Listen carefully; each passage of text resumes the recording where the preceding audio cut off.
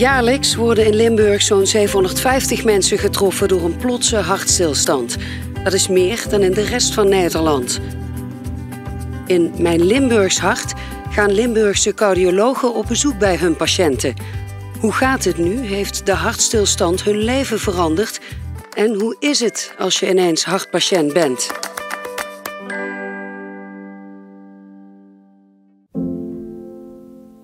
Ja, mijn naam is Twan Tak en ik ben een oud-hoogleraar staatsrecht van de Universiteit Maastricht. Ik ben in 2008 met pensioen gegaan en in 2010 ben ik tijdens een potje badminton getroffen door een hartstilstand. En ben daarna volledig hersteld en heb weer zelfs mijn sport, dus de badminton, op kunnen pakken. Ik heb me laten uitdagen, dus we gaan me wel inspannen om dat voor elkaar te krijgen. Ik ben Ton Gorgels, ik ben emeritus hoogleraar transmurale cardiologie bij het Maastricht Universitair Medisch Centrum. Nee, goedenavond. Hoi Ton, jij bent er al, zie ik. Ja, je bent ook mooi de tijd. Ja, we gaan even met de shuttle aan de gang.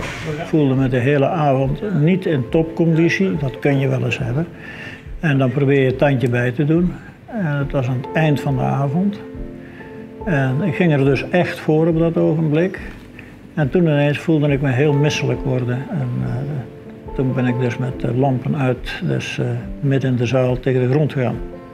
En daar weet ik verder helemaal niets van. Dus het verhaal is verder eigenlijk alleen maar van horen zeggen wat ik heb. Lang geleden dat ik het gedaan heb, dus we gaan het proberen. Je hebt de uitrusting bij je? Ja, absoluut. We geven veel onderwijs.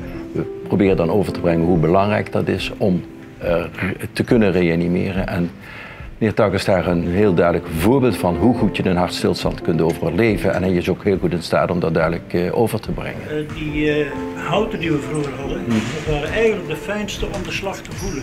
Zei dus iedereen van, wat heeft hij, een zweepslag? Want dat is de eerste reactie die je hebt, hè? Dat komt vaak voor. Nee, dat was het niet, want hij zei, ik word niet goed, zei dat schoolhoofd dat achter me stond. Ja, dat was alarm.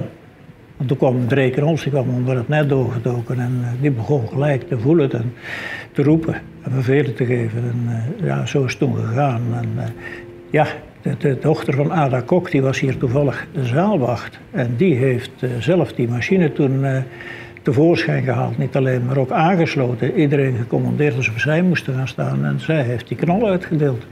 Ik kwam waarschijnlijk ook geleidelijk aan tot bewustzijn, maar het ging toch niet goed. Want degene die mij dus de mond-op-mond beademing zat toe te dienen, en die zei van het is niet goed. En dat was mijn redding, dat schoolhoofd dat achter me stond. Die zei na het even rustig bekeken te hebben, hij had toch geen kunstgebit in? Ja, dat had ik dus wel. Ik had er 2 en die zaten hier. En toen dat duidelijk was, toen was het gebeurd. Er is onmiddellijk door omstanders adequaat ingegrepen en daarom kwam hij eigenlijk heel snel weer bij kennis. Het hart klopte weer normaal. Wij konden toen in het ziekenhuis de behandelingen leveren om dat verder te voorkomen. Ja, en sindsdien ben ik weer helemaal het heertje. Dat is een mooie. We hebben dus een onderzoek gedaan naar de overleving van hartstilstand in Limburg en gevonden dus dat hoe belangrijk het is dat de getuige die het ziet start met reanimatie, onmiddellijk weet wat hij moet doen. Maar wat ook heel erg belangrijk is dat burgerhulpverleners komen opdagen. En we hebben onderzocht of dat werkt en inderdaad blijkt dat dus substantieel bij te dragen aan de overleving van hartstilstand. En match, zullen we zeggen. Leuk joh. Leuk. Je hebt er aandacht voor. Ja. Echt, je moet het gaan doen. En ik heb nu bijna 10 jaar dat ik weer volledig functioneer zoals ik altijd gefunctioneerd heb. En die heb ik gratis meegekregen in de verlenging.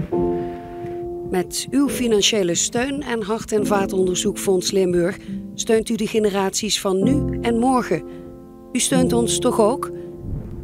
Geef vanuit uw Limburgs hart.